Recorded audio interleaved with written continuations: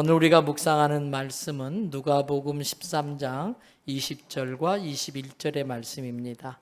신약성경 118쪽 누가복음 13장 20절 21절의 말씀.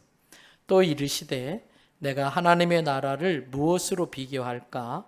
마치 여자가 가루 서말 속에 갖다 넣어 전부 부풀게 한 누룩과 같으니라 하셨더라. 아멘. 할렐루야. 오늘도 저와 여러분의 가정, 자녀 하는 모든 일들마다 하나님의 돕는 손길이 함께하길 주님의 이름으로 축복합니다.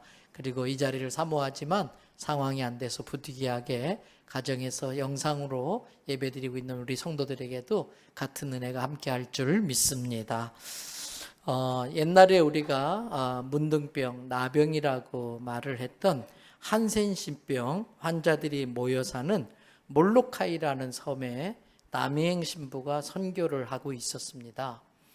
그곳에서 선교를 시작한 지 11년 되던 해에 자기를 파송한 교회에게 이 남이행 신부가 보낸 편지가 있습니다. 그 편지의 내용은 이런 겁니다. 드디어 저도 이제 나 환자가 되었습니다. 드디어 저도 이제 한센신병 환자가 되었습니다. 내 희망의 빛이 마침내 실현되었습니다. 아직 초기 단계라 나을지도 모르지만 그것은 이곳을 떠나야 한다는 의미입니다. 그렇게 되어 선교가 중단되어야 한다면 저는 차라리 병이 낫지 않기를 간절히 기도합니다. 이 땅에서 배없는 일은 생각할 수 없을지 모르지만 저 천국에서 뵙겠습니다.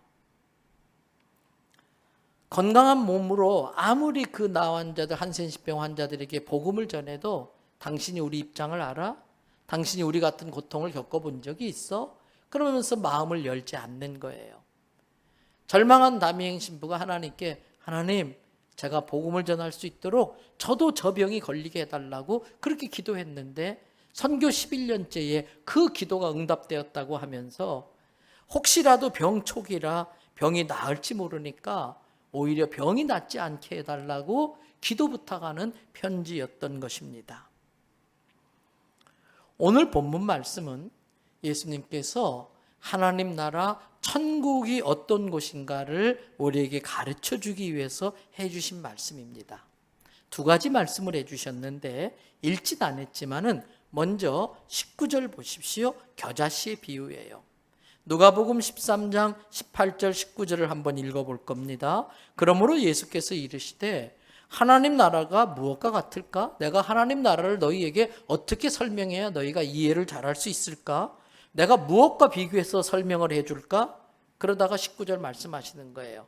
하나님 나라는 마치 사람이 어디에다가 자기 채소밭에다가 무엇을? 겨자씨 하나를 심은 것과 같다.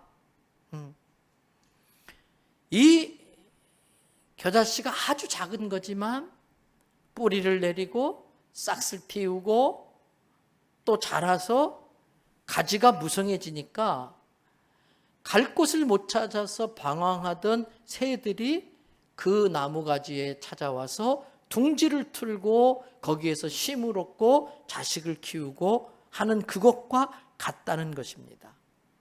여러분, 겨자씨가 얼마나 작은지요? 요즘은 그렇지 않습니다만은 성지순례가 이렇게 잘 하기 어려웠던 그 옛날에 목사님들이 성지순례 다녀오면 이게 성경에 나오는 겨자씨입니다 알려주려고 겨자씨를 사오는데 그거 한 1,000원도 안 돼요. 그러면 이만큼을 주는데 전교인 몇 개씩 나눠주고도 남을 정도거든요. 그때 겨자씨 나눠주면서 조심하지 않으면 이게 겨자씨입니다 그러면 없어져 버려요. 이게 겨자씨입니다 그러면 그 입김 콧김에 다 날아가 버려요. 그렇게 작아요.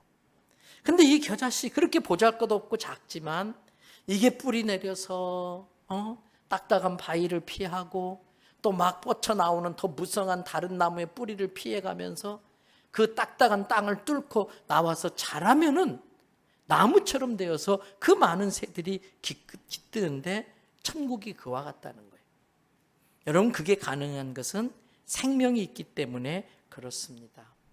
예수 그리스도 생명의 복음이 처음 전파될 때는 참 미약하고 보잘것없어 보입니다.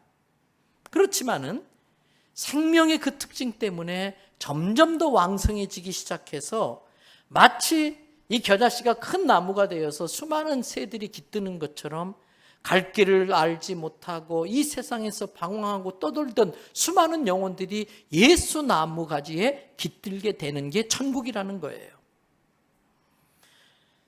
이것은 복음의 외적 확장성을 의미하는 말씀입니다. 이어서 예수님은 하나님의 나라 천국은 또 마치 이와 같으냐 하면서 두 번째 비유를 하는데 그게 오늘 읽었던 20절 21절의 말씀이에요.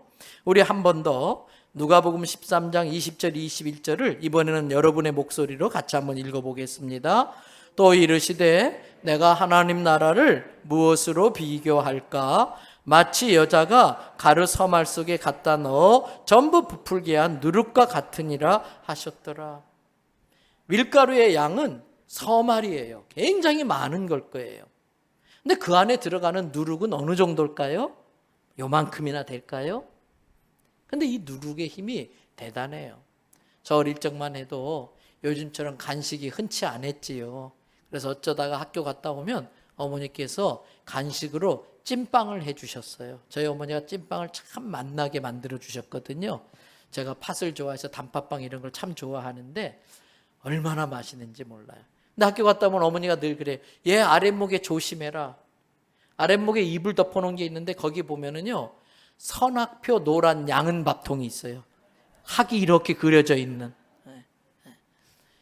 집어넣을 때는 주먹 두 덩어리 같은 조그만한 덩어리인데 그거 넣고서 이불도 먹고 있으면 이게 막 부푸는데요. 나중에는 뚜껑을 들고 일어날 정도로 막 부풀어요. 그러면 그걸 갖다가요. 찬물에 손을 넣으면서 띄어가지고 탁 해가지고 숟가락으로 팥 넣어가지고 탁 해서. 근데 노란 설탕 넣으면 그렇게 맛있어요. 그걸 쪄주는 거예요. 근데 아주 보들보들해요. 어떻게 그 빵이 이렇게 보들보들 부드러워질 수 있었을까? 그냥 밀가루만 쪘다면 아주 딱딱한 개떡처럼 됐었을 텐데 누룩을 넣었더니 그 별로 좋아할 것 없는 작은 누룩이 밀가루 전체를 부풀리고 부드럽게 만드는데 천국이 이와 같다는 거예요. 천국이 이와 같다는 거예요. 그 가루 서말의 밀가루를 부풀리는 그 누룩의 능력을 영향력이라고 말을 합니다.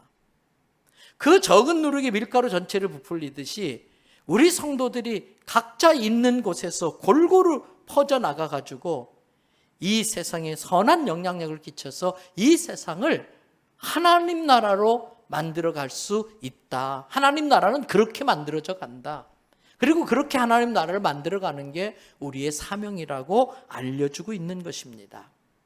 영향력이라고 하는 것, 사람에게 적용해 본다면 그 사람의 말에 의해서 무언가를 움직이게 만드는 힘이 영향력이에요. 제가 여기 있는 우리 이하영선 집사님에게 집사님 이쪽으로 옮겨 앉으세요.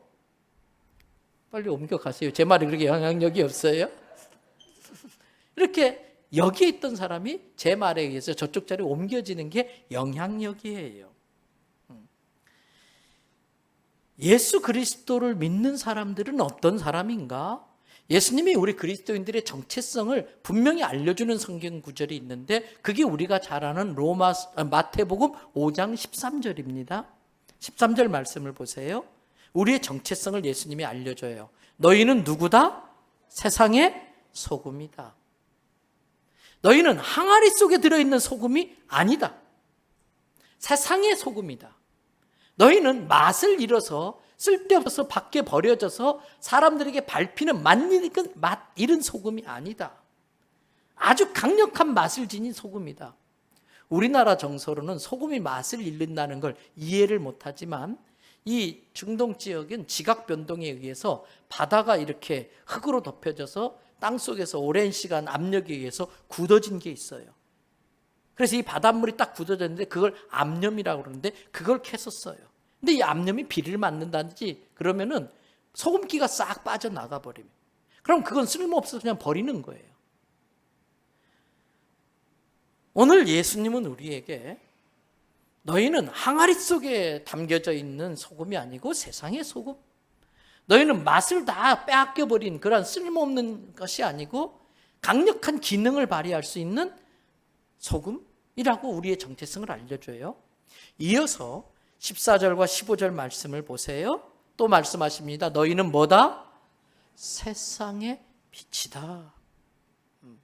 사람이 등불을 켜서 등경 아래 두지 아니하고, 등불을 켰는데 그걸 밑에 둔다든지 이런 통 같은 걸로 덮어가지고 그 빛이 가리워지지 못하게 하는 그러한 처지에 있는 등잔이 아니고 등경 위에, 이 촛대 위에, 등잔대 위에 두어가지고 어둠을 밝히는 세상의 빛이다.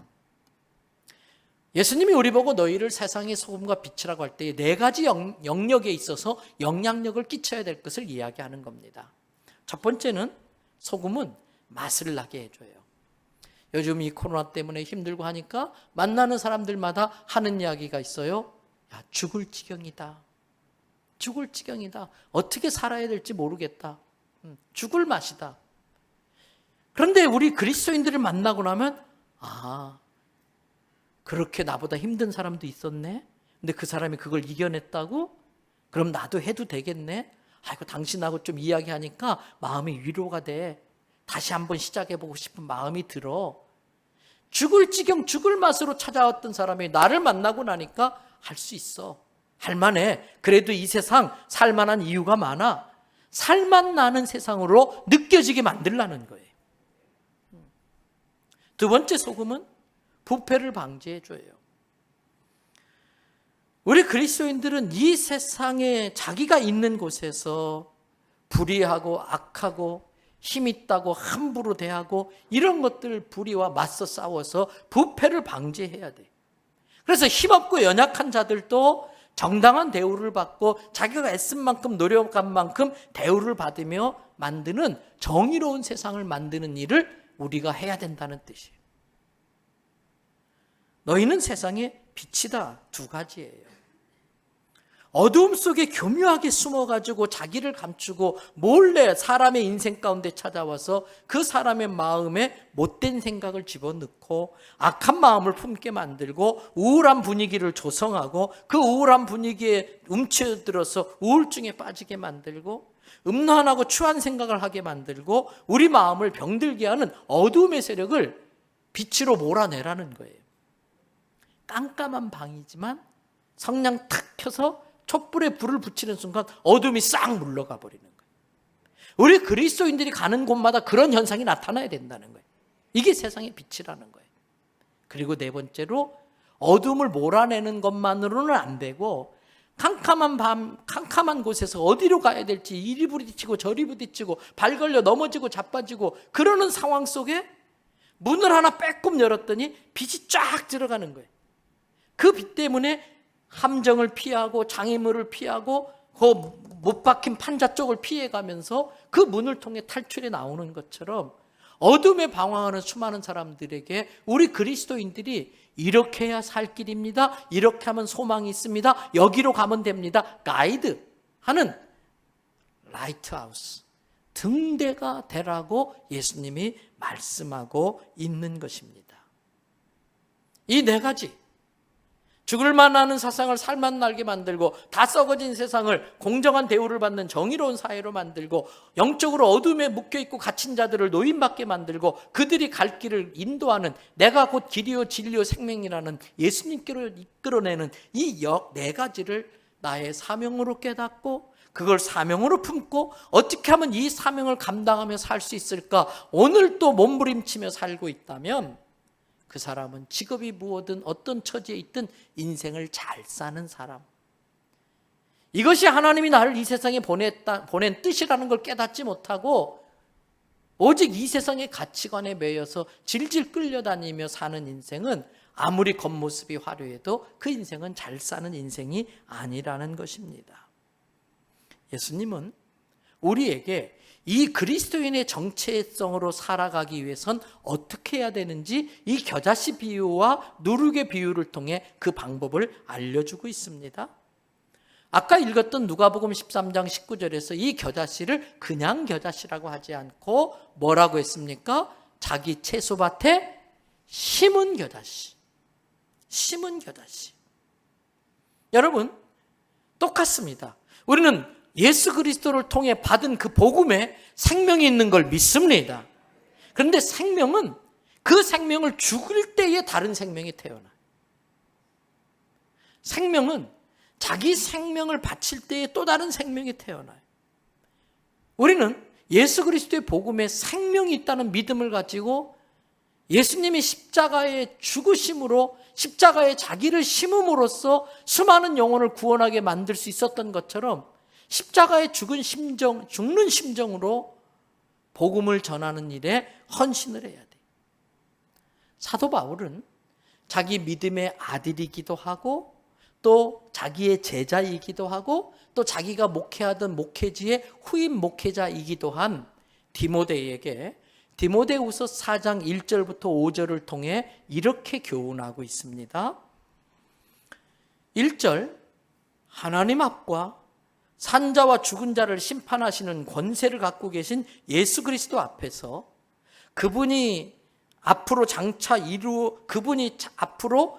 오실 것이라고 하신 그 예수님의 다시 오실 그 심판 앞에, 그리고 예수님이 다시 오심으로 이루어지는 거룩한 하나님 나라 앞에 그것을 걸고 내가 엄히 명하노니, 하나님과 산자와 죽은 자를 심판하실 권세를 가신 예수님과 그 예수님이 오신다는 그 약속의 말씀과 예수님이 오심으로 이루어지는 그 하나님 나라를 걸고 내가 너에게 엄히 명하노니, 그 명령이 2절에 나와요. 뭐라고, 무슨 명령입니까? 너는 말씀을 전파하라. 부탁이 아닙니다. 애걸복걸 사정이 아닙니다. 부탁은 거절할 수 있어요. 사정은 외면할 수 있어요. 그러나 이것은 엄히 명하신 명령입니다. 그것도 사람의 명령이 아니라 하나님의 명령인 것입니다. 성경을 통해 주시는, 비록 사도 바울을 통해 전해졌지만 이것은 성경을 통해 주시는 하나님의 명령이에요. 때문에 이것은 이유가 없습니다. 순종하는 겁니다. 그러면서 2절을 계속 봅니다. 이 명령을 너가 지킬 때에는 쉽지 않다. 복음을 전할 수 있는 상황이 갖추어질 수도 있고 복음을 전하기에 상황이 되지 않는 때도 있지만 그것과 상관없이 너는 항상 복음을 전하기 위해서 어떻게 해라? 힘써라. 힘써라. try. 또 하고 또 하고. 몇 번 예수 믿으라고 권해보다가 저 사람은 예수 안 믿을 사람, 금방 포기하는 게 아니라 항상 힘쓰라. 그 과정은, 그 복음을 전하는 과정 속에 반대에 부딪히기도 하고 모욕을 당하기도 하고 미친 취급을 받기도 하지만은 그래도 오래 참음으로써 끊임없이 꾸준히 계속해서 진리를 전하고 진리를 가르쳐서 그 사람으로 하여금 깨우칠 경책, 말씀으로 깨우쳐서 책망하기도 하고 경계, 말씀으로 깨우쳐서 깨닫게 하기도 하고 강력히 권하라는 거예요. 3절, 그런데 앞으로 이 세상은 어떤 때가 오느냐? 사람이 바른 교훈, 바른 소리는 듣는 걸 좋아한다, 싫어한다? 싫어한다. 아이, 그따위 소리 하지 마요. 아이, 그런 거 골치 아파. 양심에 찔리는 이야기 듣는 거 싫어한다는 거예요. 대신 귀가 얇아가지고 귀가 가려워서 좋은 이야기, 살살살살 긁어주는 이야기, 그런 것만 좋아하고 자기 사리사욕, 욕심을 채울 수 있는 일에 귀가 쏠깃한다는 거예요. 그래서 스승을 많이 들었는데 그 스승이 가짜예요. 엉터리예요. 오늘날 이 시대는 그 페이크 뉴스, 가짜 뉴스가 판치는 유튜브를 스승으로 두고 있는 사람들이 많아요. 그것이 자기에게 어떤 악한 영향력을 끼치는지도 모르면서 분별력 없이 막 그것을 통해서 영향력을 받아요. 유튜브가 스승이 돼요. 그래서 4절, 거기에서 들려지는 이야기는 진리와 먼 이야기들이 많아요. 왜? 진리는 듣기 싫으니까 진리에게서도 귀를 닫아버리고 등을 돌리고 허탄한 이야기, 야 이렇게 하면 대박이야, 이렇게 하면 한몫 잡을 수 있어, 그런 허망하고 허탄한 이야기를 따르도록 우리를 속이고 있다는 거예요. 이런 시대 속에서 너는 복음을 전해야 되기 때문에 5절, 디모데야 모든 일에 신중해라. 말씀에서 좌로나 우로나 치우치지 않고 진리 가운데 서서 이 상황 속에, 이러한 시대적 상황 속에 뭐가 참 진리인지를 신중하게 분별하고 그 진리대로 살 때에 그 진리를 전하는 것이 고난받는 일이지만 기꺼이 고난을 감수하면서까지라도 전도자의 일을 하며 내 직무, 빛과 소금의 직무를 잘 감당하라라고 이야기하고 있어요. 예수님은 같은 내용의 말씀을 누가복음 14장 23절에서 산과 산 울타리 가로 나가서 사람을 강권하여 데려다가 내 집을 치우라. 길에 나갔어요. 사람들이 받아들이지 않아요. 사람 만나지를 못했어요.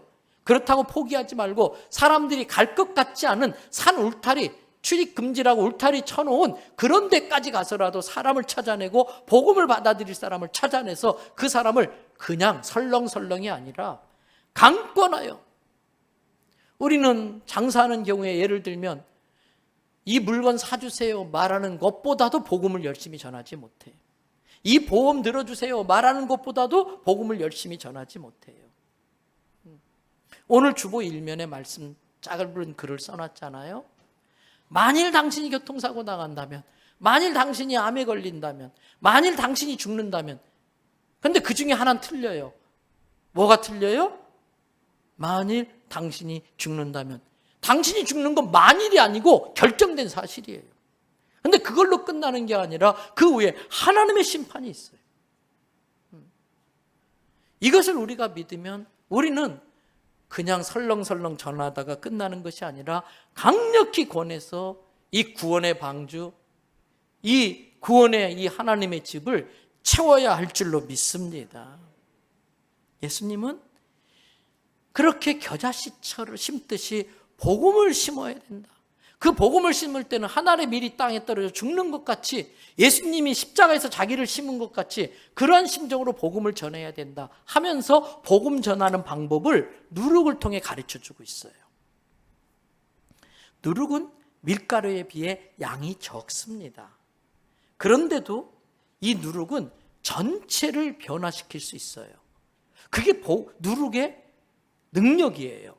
그러면 대연성결교회가 대한민국 이 부산이라는 한 구석에 또 한 동네에 이런 작은 교회지만 여러분 우리라도 말씀에 바로 서서 말씀대로 산다면 예수님이 12제자로 세상을 변화시킨 것처럼 우리도 이 대연동과 남구와 부산 내가 살고 있는 그 동네 내가 일하고 있는 그 직장 내가 속한 내 가문 변화시킬 수 있는 능력이 있다는 걸 먼저 믿으시길 바랍니다. 복음은 아주 작은 양이지만 많은 것을 상대할 수 있는 능력이 그 안에 숨어져 있어요. 왜? 생명의 능력이에요. 생명의 확장성, 생명의 번식의 능력이 그 누룩 안에 있는 거예요. 그런 영향력만큼 있는 거예요. 그런데 누룩은 요란하지 않더라고요. 소리 없이 싹 자기 할 일은 해요. 때로는 우리가 태극기를 들고 광화문에 갈 수도 있어요. 때로는 우리가 촛불을 들고 서초동 법원 앞으로 갈 수 있어요. 근데 세상이 그렇게 해서 바뀐다면 벌써 바뀌었어야지요. 정신 나간 소리에 쏘가서 광우병 걸린다고 그 난리를 치면서 어린아이를 유모차에 태워가지고 그 야단법석을 떨었던 이 나라예요. 나빠지면 나빠졌지 더 나아진 것 같지 않아요. 때로는 상황에 따라 우리 그리스도인들도 그렇게 머리띠 띠고 나갈 수도 있겠지만은 그거 가지고 세상 변한다고 생각하면 안 돼요.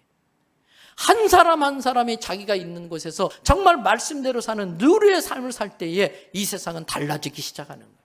누룩은 소리가 없어요. 보이지 않아요. 그런데 언젠가 보니까 다 부풀어져 있어요. 어느 날 다 부풀어져 있어요.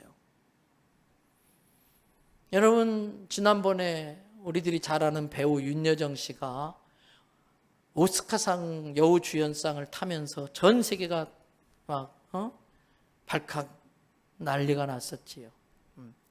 아시아계 여성으로서 오스카의 그 여우주연상을 탔다고 전 세계 매스컴이 막 대서특필했어요.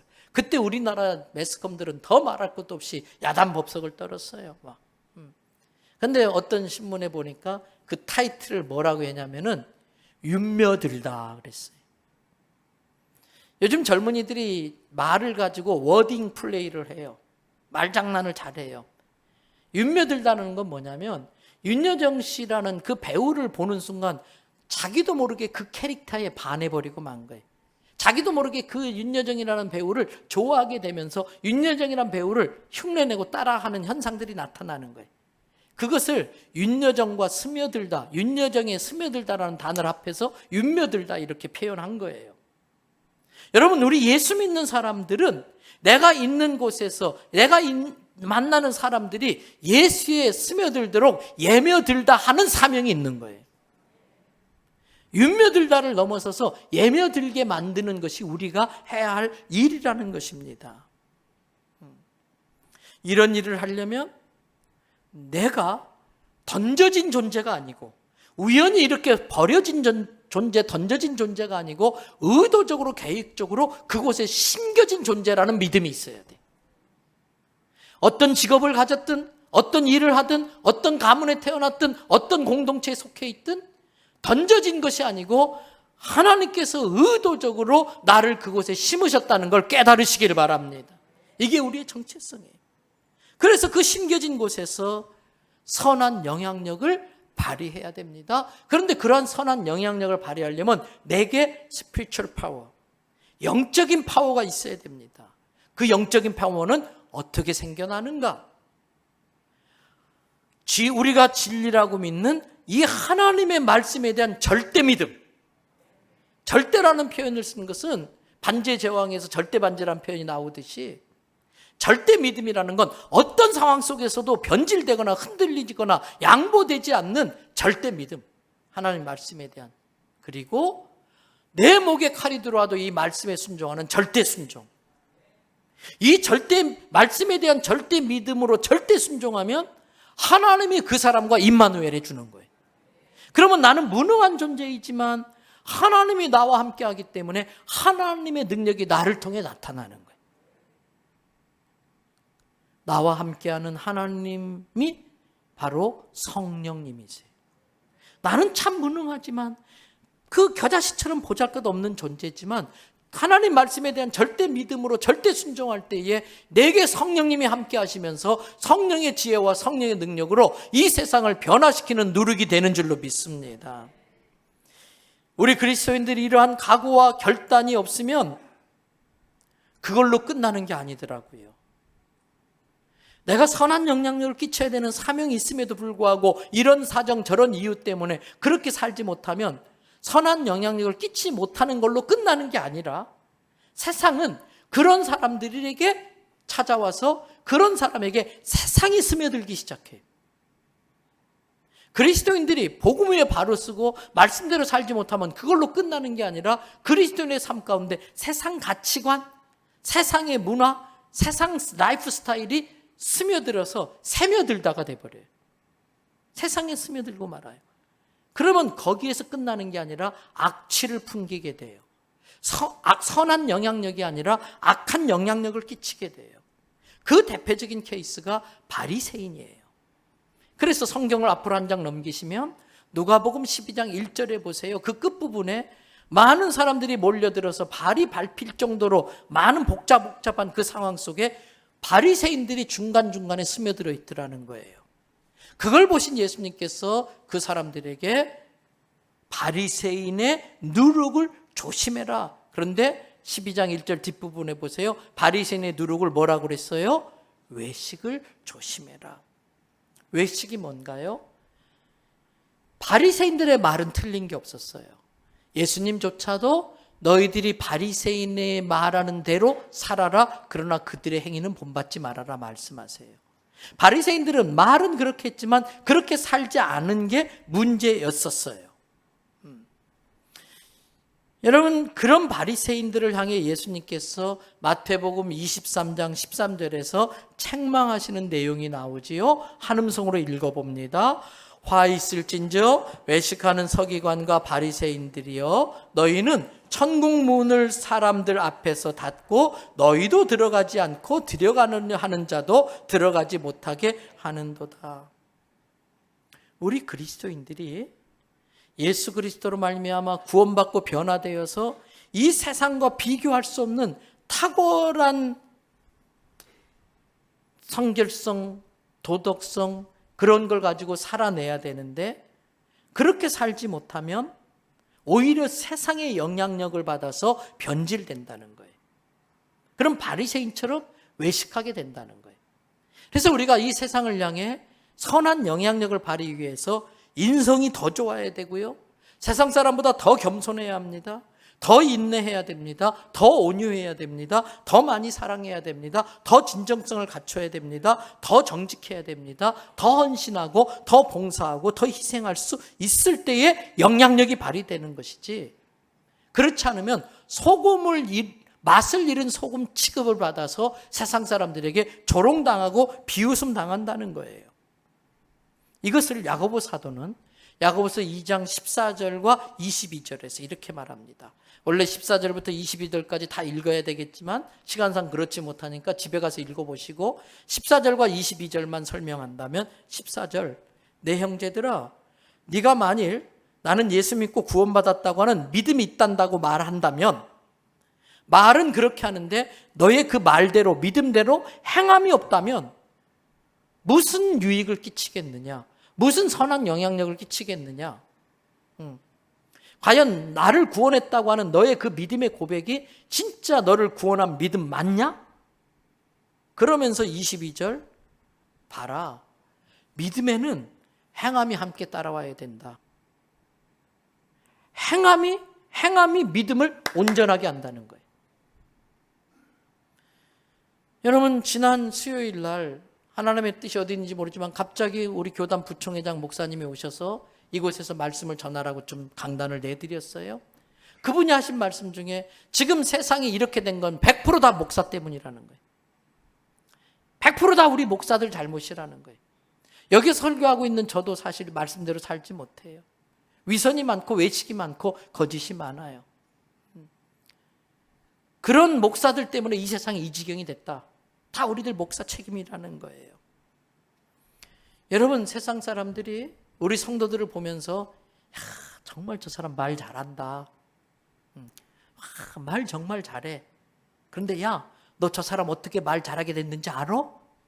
교회 다녀서 그렇게 됐어. 교회에서 맨날 모여가지고 소그룹하고 구역 모임하고 남녀들 모여서 막 수다 떨다가 말하는 게 늘었어. 근데 한마디 툭 합니다. 근데 교회 다니면 뭐해? 교회 다니면 뭐해? 우리보다 나을 것도 없고 우리보다 못하면 못하지, 나을 것도 없는데 교회 다니면 뭐해? 지금 이 시대가 우리 교인들과 교회를 이렇게 생각하지 않을까? 여러분, 오늘 말씀을 준비하면서 벌써 시간이 꽤 오래됐더라고요. 2014년 성령 강림절 5월 5.25 회개운동 기억하시지요? 그 억수같이 비 오는 날 부산의 그리스도인들이 10만 명 이상이 해운대 백사장에 모여서 그 비를 맞으며 무릎 꿇고 하나님, 우리가 잘못했습니다. 우리의 죄를 회개하고, 교회가 잘못했습니다. 교회의 죄를 회개하고, 이 민족이 잘못했습니다. 민족의 죄를 회개하는 이 집회를 가졌어요. 그래서 지금 2년 뒤에 내년에 준비해서 2013년도에 10년 만에 다시 해운대 집회를 한 번 더 하려고 이렇게 지금 이야기를 하면서 준비하고 있는데, 그때 제가 진행위원장을 맡아가면서 그 집회를 준비할 때에 그 집회에서 우리가 하나님께 7가지 약속을 하자. 그래서 제 집무실에서 초급반 목사님들 몇 분이 모여가지고 7개 문장을 다듬어가지고 7가지 하나님께 약속을 했어요. 그게 떠오르더라고요. 첫 번째, 경제. 손해보더라도 정직하게 살겠습니다. 눈 한번 질끈 감으면 큰 돈이 생길 수도 있지만 손해보지만 정직하게 살겠다. 나의 이익보다 정직을 더 높이 우선 가치로 두겠다. 두 번째, 하나님께 약속하는 거예요. 언어. 막말하지 않고 좋은 말만 하겠습니다. 말의 권세가 있고 말의 능력이 있는데, 말이 씨가 되고 말대로 되는데 우리가 말을 너무나 함부로 했어요. 믿음 없는 말, 부정적인 말, 저주하는 말, 원수 맺는 말. 여러분, 요즘 우리 중학교 아이들이 욕이 들어가지 않으면 말이 이어지질 않을 정도가 돼버렸어요. 그 친구를 내가 사랑하고 좋아하는 건 맞아. 근데 그 욕의 의미도 모르면서, 그 욕에 담겨있는 저주의 그러한 의미도 모르면서 그냥 일상생활 때 그 감수성 예민한 청소년 시절 몇 년 동안을 날마다 욕을 들어가면서 성장하다 보니까 그 인생이 저주받은 인생이 되고 마는 거예요. 빨리 이 사회적인 문화적인 환경, 이 언어 환경을 어른들이 나서서라도 내 집 아이들부터라도 학교 선생님들이 들고 있어라도 강력하게 고치지 않으면 우리 자녀들이 저주받은 자식들로 크는 거예요. 날마다 욕먹으면서 크니까. 언어, 막말하지 않고 좋은 말만 하겠습니다. 세 번째 문화, 태폐 문화 멀리하고 깨끗하게 살겠습니다.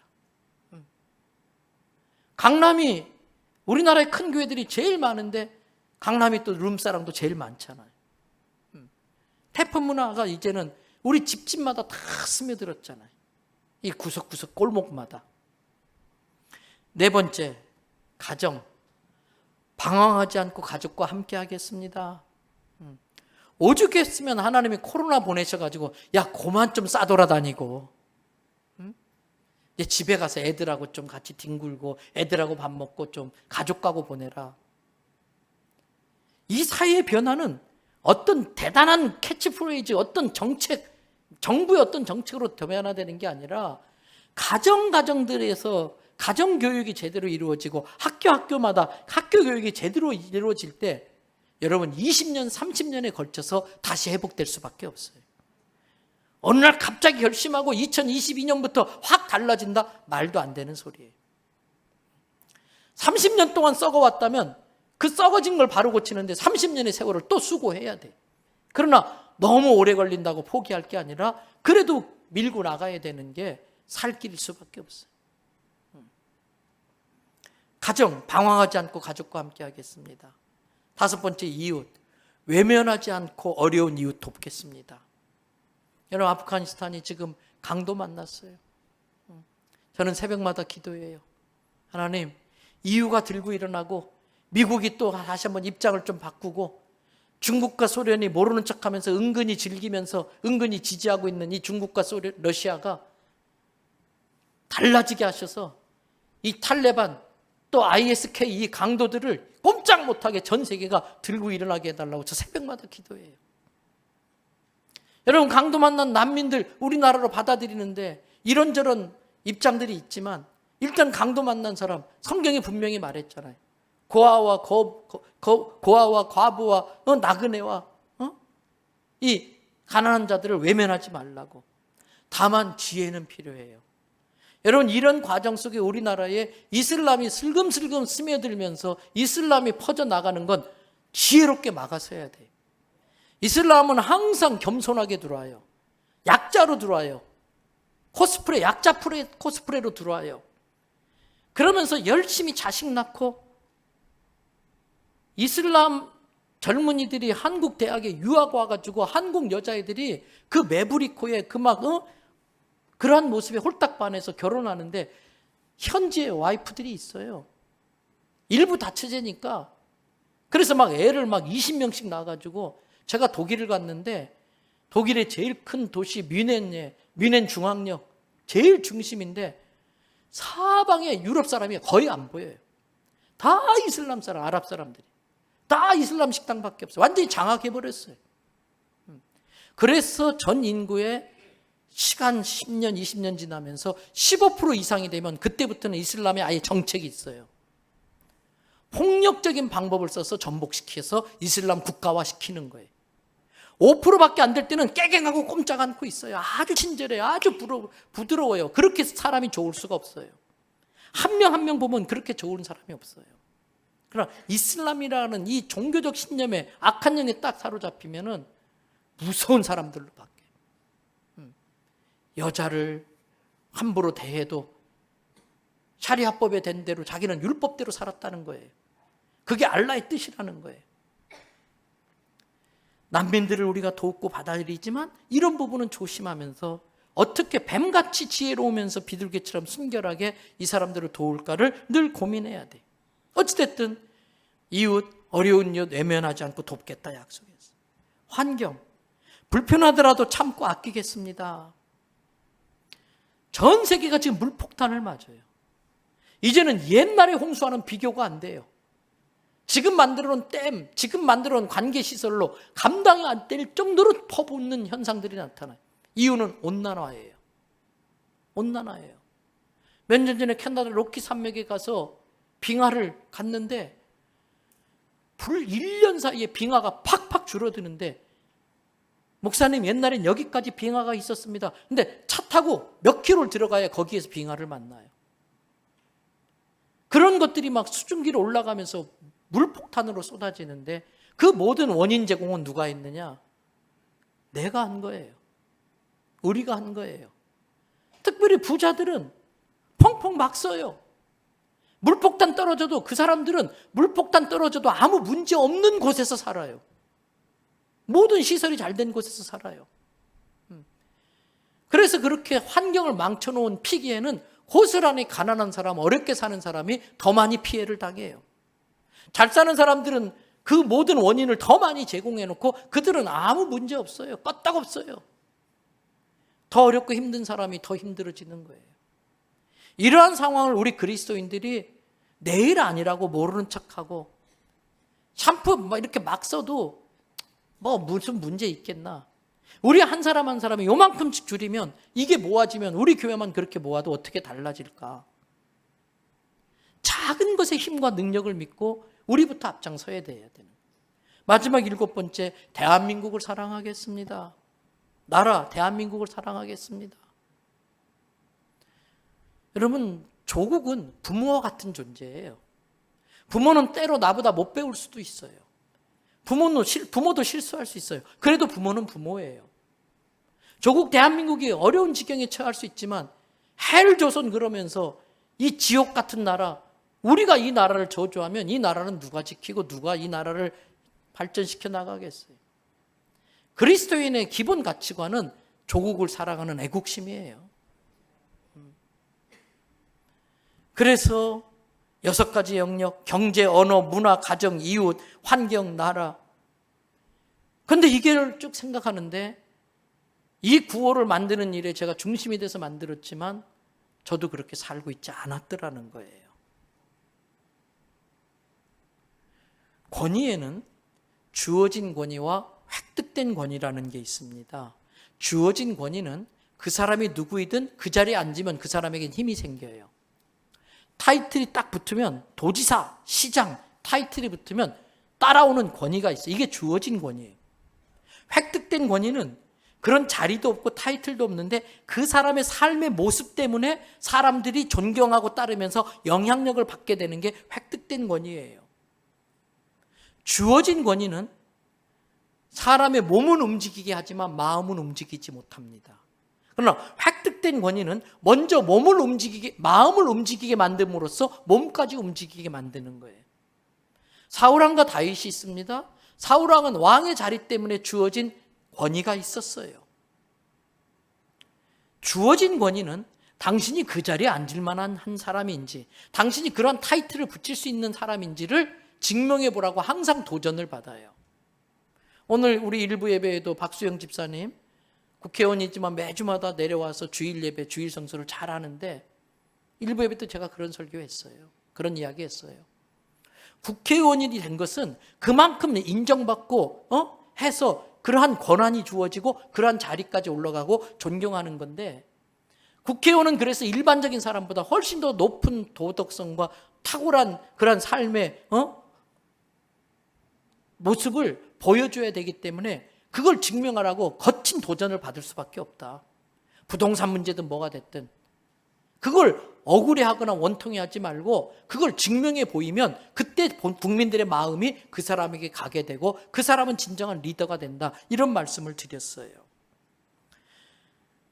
다윗은 주어진 권위는 없었지만 사울왕을 쓰러뜨리는 능력을 발휘함으로써 사람들로부터 와, 다윗하는 권위가 부여되기 시작했어요. 이게 획득된 권위예요. 그래서 사울은 천천히요, 다윗은 만만이다. 주어진 권위는 1000명에게밖에 영향을 못 줬지만 획득되어진 권위는 만만을 영향 끼치는 그러한 힘을 발휘하게 됐다는 것이지요. 바리새인의 권위가 바리새인이라는 타이틀 때문에 주어진 권위라면 예수 그리스도의 권위는 십자가에서 자기 생명을 심음으로써 획득한 권위인 것입니다. 그래서 바리새인의 권위는 겉으로 율법의 삶을 흉내만 내는 몸만 움직였지만 마음을 끌어내지는 못했어요. 그러나 예수 그리스도의 권위는 그 마음까지도 감동하면서 그 마음에 예수 생명이 심겨지게 만들었고, 그로 인하여 예수를 따르는 사람들의 변화를 통해 초대교회가 이 세상을 바꾸고, 그 12제자의 선한 영향력은 2000년의 세월이 지나고 몇십만 킬로의 거리를 뛰어넘어서 이스라엘 예루살렘에서 시작된 그 복음이 오늘날 우리에게까지 이 영향을 발휘한 거예요. 지금 텔레비전 앞에 앉아 있어야 될 여러분들을 여기까지 끌고 온 힘이 뭡니까? 나를 위해서도 부족한데 내 주머니를 털어서 그 아프가니스탄에, 지난번에 미얀마에도 보내줬고요, 러시아에도 학교 짓는 일에 돈을 보내주고 했는데, 그 세상에서 생명처럼 여기는 돈을 왜 안 아까워요? 그런데 더 높은 가치를 위해서, 생명 살리는 위해서 그 돈을 1000만 원, 2000만 원씩 떼어서 바치는 이유가 뭡니까? 그게 영향력 아닙니까? 그게 복음의 능력의 결과 아닙니까? 여러분, 진정한 영향력에는 특징이 있습니다. 아주 작습니다. 시시합니다. 보잘것없습니다. 그래서 부당한 대우를 받을 수 있어요. 무시당할 수 있어요. 멸시당할 수 있어요. 그런데 나를 무시한다고 촛불 들고 나가지 않아요. 나를 우습게 본다고 태극기 들고 쫓아나가지 않아요. 요란하거나 야단스럽지 않아요. 그러한 멸시를 다 참아가면서 소리 없이 보이지 않는 곳에서 자기가 할 일을 해요. 근데 나중에 보면 전부를 부풀게 만드는 엄청난 결과물을 만들어내요. 그 출발이 뭔지 아십니까? 요한복음 12장 24절이에요. 잘 아는 말씀 다 같이 읽어보겠습니다. 내가 진실로 진실로 너에게 이르노니 한 알의 밀이 땅에 떨어져 죽지 아니하면 한 알 그대로 있고 죽으면 많은 열매를 맺느니라. 우리의 모습은, 우리 교회의 실상은 어쩌면 겨자씨 한 알만한 보잘것없는 존재일지도 모르겠습니다. 그러나 우리 안에 있는 예수 생명의 그 가능성 때문에 우리는 한 사람 한 사람이 너무나 소중해요. 하나님의 관점으로 우리를 본다면 나는 지금 하나님의 계획 안에 있습니다. 나는 지금 하나님의 계획 안에서 움직이고 있습니다. 한 알이라고 무시하면 안 됩니다. 그 한 알이 십자가의 죽음을 받아들이면, 그 한 알이 땅에 떨어져 자기를 썩을 정도의 각오를 가지고 임하면은, 그 한 알은 이 세상을 부풀리게 만드는, 이 세상을 하늘나라로 만드는 무한한 능력을 가진 존재인 것입니다. 때문에 하나를 무시하거나 우습게 여기면 안 되는 것입니다. 그리스도인의 삶은 내가 죽음으로써, 내가 봉사하고 내가 헌신하고 희생함으로써 내 것이 줄어들면서, 내가 불편을 감수하면서 예수 그리스도를 나타낼 수 있다면 그렇게 하는 게 그리스도의 삶입니다. 예수 그리스도의 복음을 전할 수 있고 예수 그리스도를 드러낼 수 있다면, 예수 그리스도를 드러내기 위해서 내 것이 줄어드는 것을 감수하고 내 불편함을 받아들이고 희생하고 헌신하고 봉사하는 게 성도의 삶이에요. 그런데 그렇게 살면 살수록 점점 더 영향력이 커지는 거예요. 말씀 시작하면서 남해인 신부에 대한 이야기를 했어요. 오늘 한 사람을 마저 소개하고 말씀을 마칩니다. 여러분, 김익두 목사님이라는 분이 계셨어요. 이 김익두 목사님은 예수님을 믿기 전에 유명한 깡패였었어요. 그는 한때 큰 꿈을 품고 과거 시험을 준비하던 아주 모범 청년이었습니다. 그런데 못된 친구들을 만나가지고 술에 빠지고 노름에 빠져가지고 인생을 허랑방탕 탕진하면서 사는 아주 못된 깡패가 되고 말았어요. 얼마나 행패를 많이 부렸든지 김익두란 이름만 들어도 사람들이 고개를 절레절레 흔들고 아주 질릴 정도였었어요. 그래서 김익두가 있는 동네에 장이 서면은 주변 동네 사람들이 장을 보러 이렇게 와야 되는데, 올 때마다 마을 입구에 선앙당이 있고 큰 나무가 있어요.